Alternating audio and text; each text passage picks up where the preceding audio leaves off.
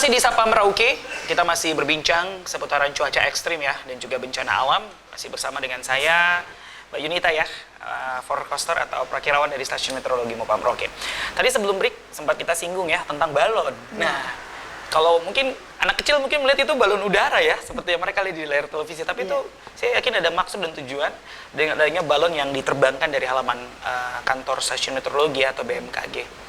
Ya. Jadi terkait dengan balon tersebut, untuk Stasiun Meteorologi Mopa Merauke itu sudah wajib melakukan pengamatan menggunakan balon, itu yang dinamakan pengamatan aerologi atau pengamatan udara atas.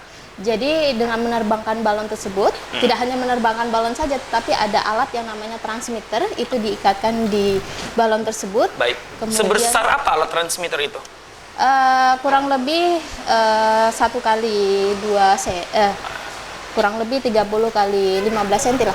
Oke, sejingkal lah gini ya. Baik. Nggak terlalu besar. Jadi alat tersebut diikat di balon, kemudian fungsinya adalah ketika balon tersebut naik, dia transmitter itu dipasang sensor suhu, kelembaban, tekanan.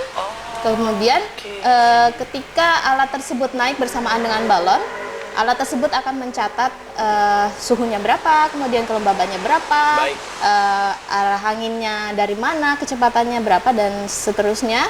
Dan data tersebut akan ditransmit ke alat yang ada di Stasiun Meteorologi Mopa Merauke. Oke, seberapa lama alat itu bekerja dan dia jatuh di mana? Itu kadang-kadang saya penasaran apa di laut atau ke arah mana sebenarnya diterbangkan? Betul sekali. Jadi kurang lebih alat itu bekerja kalau normalnya itu sekitar 2 jam. 2 jam. 2 jam. Jadi pengamatan aerologi ini dilakukan di Stasiun Meteorologi Mopa Merauke pada jam 8:30 pagi dan 8:30 malam. Jadi 2 kali sehari. 2 kali sehari. Baik. Nah, kemudian balon tersebut akan naik sampai di atmosfer yang namanya tropopause atau batas antara troposfer dengan lapisan di atasnya.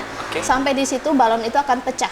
Baik. Nah, otomatis alat tersebut akan jatuh. Baik. Entah di mana, entah di laut atau di daratan. Bisa saja kita ketemu suatu saat nanti gitu kan. Jatuh di atap rumah gitu kan.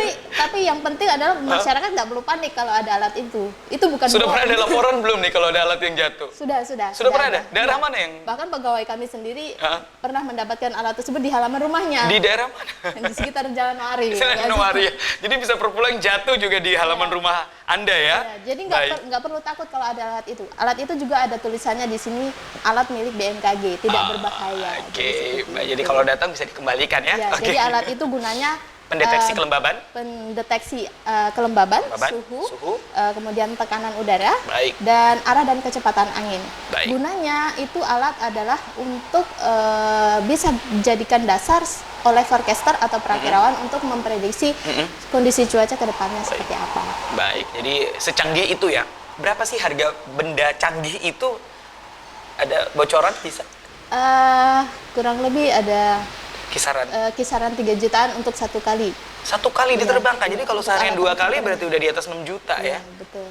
Baik, luar biasa ya. Baik. Nah, kita sudah di segmen terakhir ya, Mbak Yunita. Pastinya nih kan berbicara tentang ketakutan dengan cuaca ekstrim ataupun juga gempa, bencana alam. Ini siapa sih yang mau hidup artinya dalam keadaan yang tidak nyaman, apalagi ini berbicara bencana. Nah, apa jaminan atau pencerahan yang bisa BMKG sampaikan kepada masyarakat bahwa BMKG pun juga dalam hal ini Stasiun Meteorologi Mopa Merauke siap menjadi lembaga yang terpercaya dan mungkin yang cepat memberikan informasi itu, gitu.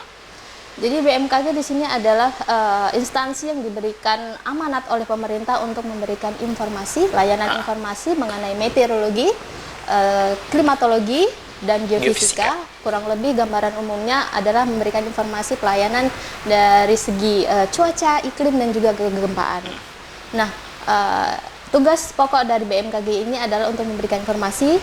Jadi kepada masyarakat dihimbau agar dapat mendapatkan informasi yang terpercaya dari BMKG. Tidak perlu mencari informasi yang tidak bertanggung jawab dari sumber-sumber yang tidak terpercaya. Ada media sosialnya atau mungkin call center atau sesuatu yang bisa kita dapatkan informasi itu? Jadi Stasiun Meteorologi Mopa Merauke setiap harinya memberikan informasi cuaca publik atau informasi cuaca harian melalui media sosial kami di fanpage Stasiun Meteorologi Mopah Merauke dan Instagram @stamekmopah. Baik, di follow ya, karena di situ juga bisa update dan mungkin ada apa-apa, apa nih kita bisa kepoin setiap hari begitu ya. Nah, Call center ada?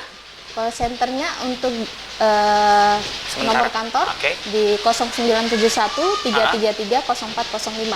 Oke, nanti kita akan taruh nomor di bawah ya. Ya. Setidaknya bisa menjadi informasi untuk bagaimana masyarakat mencari tahu ya. Bila ada keresahan masalah bencana ini, seperti itu. Nah, yang terakhir mungkin imbauan kepada masyarakat untuk sama-sama kita menjaga mitigasi dini gitu kan, seputaran bencana yang terjadi sewaktu-waktu yang tanpa kita duga. Betul sekali, karena kita setiap hari berkutat dengan alam ya, jadi kita tidak bisa membuat alam ini harus seperti ini, seperti itu gitu ya.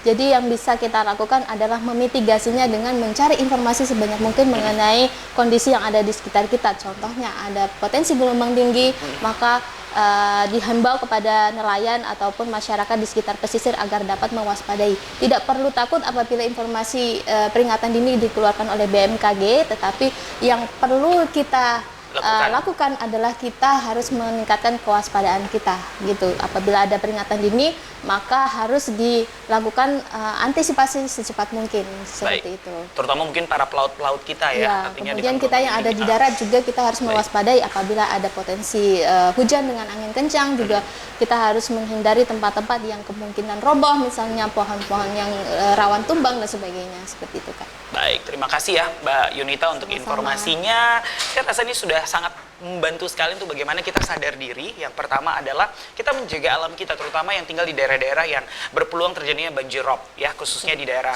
sekitar Wan dan Kimam begitu. Dan yang kedua, kita pun juga jangan mudah terpancing dengan informasi yang sebenarnya kategori informasi hoax ya. Bila menerima grup WA yang mungkin belum tentu dijamin kebenarannya, dan bisa mencari informasinya di media sosial dari Stasiun Meteorologi Mopah Merauke. Dan yang pasti yang ketiga adalah kita berdoa sama Yang Maha Kuasa agar kita dijauhkan dari ancaman mara bahaya, baik itu gempa bumi ataupun juga cuaca ekstrim. Mbak Yunita, terima kasih sekali lagi. Nanti lain waktu mungkin kita bisa undang lagi untuk ngobrol-ngobrol gitu kan. Dan yang pasti Kompas TV siap menjadi partner media bila membutuhkan informasi untuk disampaikan ke publik menyangkut kepentingan untuk kita sama-sama waspada atau mitigasi seputaran bencana yang terjadi di Merauke ya, bencana alam. Dan akhirnya sampai di sini dulu untuk perbincangan kita seputaran cuaca ekstrim dan juga bencana alam bersama perakirawan forecaster dari Stasiun Meteorologi Mopah Merauke, ada Yunita STR. Terima kasih untuk semuanya. Saya Frankie Wohel, mewakili tim kerabat kerja yang bertugas dalam program kita Sapa Merauke menyampaikan terima kasih. Kita akan ketemu di obrolan edisi selanjutnya. Tetap di Kompas TV, independen terpercaya. Sampai jumpa.